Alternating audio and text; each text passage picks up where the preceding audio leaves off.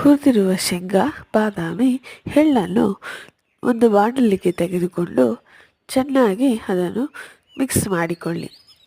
ಒಲೆ ಮೇಲೆ ನೀರು ಬೆಲ್ಲವನ್ನು ಕುದಿಯಲು ಬಿಡಿ. ಅಲ್ಲಿಯವರೆಗೂ ಹುರಿದಿರ್ತಕ್ಕಂಥ ಎಲ್ಲ ಪದಾರ್ಥವನ್ನು ಮಿಕ್ಸಿ ಜಾರಿಗೆ ಹಾಕಿ ತರಿಯಾಗಿ ರುಬ್ಬಿಕೊಳ್ಳಬೇಕು. ಪೌಡರ್ ರೀತಿ ರುಬ್ಬಿಕೊಂಡರೆ ಅದು ಚೆನ್ನಾಗಿ ಕಾಣಿಸುವುದಿಲ್ಲ. ಬೆಲ್ಲದ ಪಾಕವನ್ನು ಒಂದೆಳೆ ಪಾಕವನ್ನಾಗಿ ಬರುವವರೆಗೂ ಚೆನ್ನಾಗಿ ಕುದಿಸಿಕೊಳ್ಳಬೇಕು. ಅದಾದ ನಂತರ ತರಿಯಾಗಿ ರುಬ್ಬಿರ್ತಕ್ಕಂಥ ಪದಾರ್ಥಕ್ಕೆ ಶೋಧಿಸ್ಕೋಬೇಕು ಬೆಲ್ಲದ ಪಾಕವನ್ನು. ಹಾಗೆ ಅದನ್ನು ಲಡ್ಡುವಾಗಿ ಕಟ್ಟಬೇಕು.